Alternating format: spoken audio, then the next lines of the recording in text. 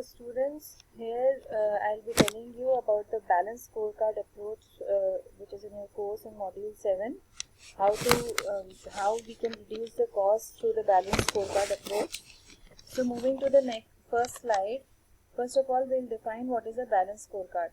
The balanced scorecard is a strategic planning and management system used to align business activities to the vision and strategy of the organization by monitoring performance against strategic goals. Basically, when you are using this balanced scorecard approach, you are giving scores to each and every activity which is being done by each and every department and each and every employee of the organization, and we monitor their performance against what are the strategic goals of the company or the vision of the company. So wherever the scores are less, that means we are incurring more costs, and that is where we need to reduce the costs. So each and every activity on a daily basis can be monitored. It can be monitored as required by the company. Otherwise, it can be done on daily basis also. Moving to the next slide. First of all, where did this concept came from? This concept was first published in 1992 by Kaplan and Norton, and they later published a book in 1996. They were from the Harvard Business University and made this particular concept available. So it is a traditional performance measurement tool that only focuses on external accounting data which are obsolete. We use the data which has been already done, and that is where we analyze it and check out where are the loopholes and try to reduce the costs in the next performance. The approach is to provide balance to the financial perspectives. There are many perspectives according to which we introduce this concept. So we provide basically financials are the most important part for the organization or the business to be successful. So that is where this approach has been proved very useful. Now, why should we use a balanced scorecard? It improves organizational performance by measuring what matters. It increases focus on strategy and results, aligns organization strategy with workers on a day-to-day basis. Focus is on the drivers key to future performance. Improves communication of the organization's vision and strategy, and prioritizes projects and initiatives. Basically, when you are using balanced scorecard, each and every individual gets to know about what are the organization strategy, how do they want to get successful, or how do they want to move in future for the different types of success in the businesses in which they are. It basically improves the organization's communication part, because until and unless the visions and strategies are communicated, the employees will not be clear how do they need to perform in the organization and be a part of their everyday working. And we prioritize projects or initiatives which are required for the organization's success first through this approach. Now, we were talking about the perspectives. So there are 4 business perspectives which are part of the balanced scorecard model, which will tell you about the whole organization, how it is working. The most important part is the financials, then internal business processes, then learning and growth, and the next one is the customer. So for the financials, to succeed financially, how should we appear to our shareholders? Because until and unless the financially all the goals are met or we are earning great revenues, the shareholders will not be happy putting up their money in the organizations. Internal business processes are required because which processes are not being done efficiently. So we need to improve those, because we use the data which has already accrued, the past data, and we also try to improve the same kind of jobs which we are going to do in the future. So that is where internal business processes, they can be, each and every process can be quantified, and then they can be improved so that the shareholders and customers are happy with the way the organization is working internally. Then to achieve our vision, how will we sustain our ability to change and improve? Because every person, every employee of the organization, everyone in the organization has to learn and grow, and the organization also has to learn because of the changing market and grow.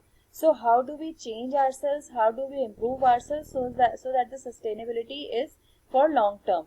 So learning and growth is the most important part of the business perspective. And the last one is the customer. To achieve our vision, how should we appear to our customers? What is our vision? What the company wants to achieve? That all things depends on how do you perceive yourself and bring forward the same thing for the customer. When all the metrics are being developed, the data is collected, they are analyzed in relation to each and every perspective so that the scores can be improved in the next working. Then going into the detail of these perspectives, the questions. The financials is how do we create sustainable economic value for internal business processes, or how do we satisfy our stakeholders, and what must be our levels of productivity, efficiency and quality, because until and unless the production is done properly and efficiently and the quality is maintained, the stakeholders, be it anyone, be the external or internal stakeholders, they all cannot be satisfied and the business cannot go ahead with whatever way they are working. Then employee performance management is being calculated in learning and growth, including feedback from the employees and which supports high performance, because if the employees are not performing well, the learning and growth of the organization and the employee both stop. Then for the customers, what do our customers require from us and how are we doing according to those requirements? Are we fulfilling all the demands of the customer? Are we projecting what do the customer needs and what are the customer needs in future? So until unless all these things are met, the business will not be able to move forward. Moving to the next slide, there are balanced scorecard measurements, few of them, the different perspectives and the generic measurements which are being calculated in balanced scorecard model. So for the financials, we have return of capital employed, economic value added, sales growth and cash flow, which tell the financial health of the organization. So these are all very important from the financials aspect. From the customer's perspective, we have customer satisfaction, retention, acquisition, profitability and the market share. How much customers we have now and what do we plan to do for increasing our market share.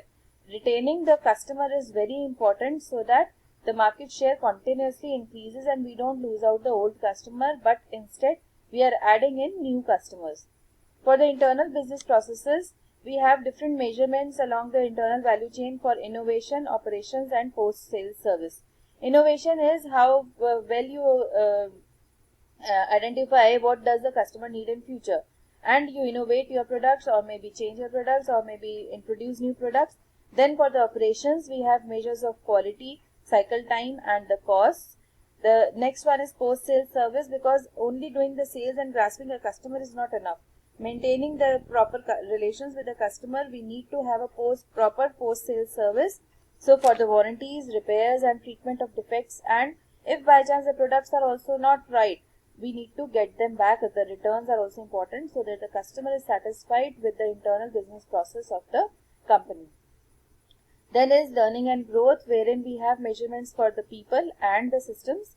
For people, we have employee retention part, then the training, skills, morale boosting of the employees. And for the systems, we have measure of availability of critical real-time information needed for frontline employees. Frontline employees are those which are mainly working for the organization and they are controlling the systems. So that is where all these measurements are being done through the balanced scorecard model.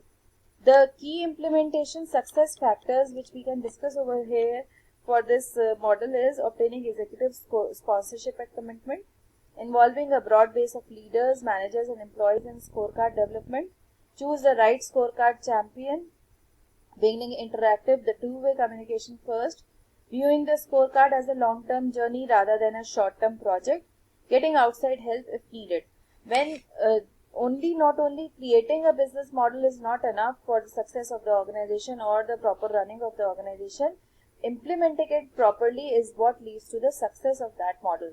So that is where we are discussing these points, and we can get outside help also if needed, because the main aspect of any model if being created is that we successfully implement it and let the organization move forward. So children, this is for the first part of this presentation. We'll continue the rest of it in the next presentation. Thank you so much.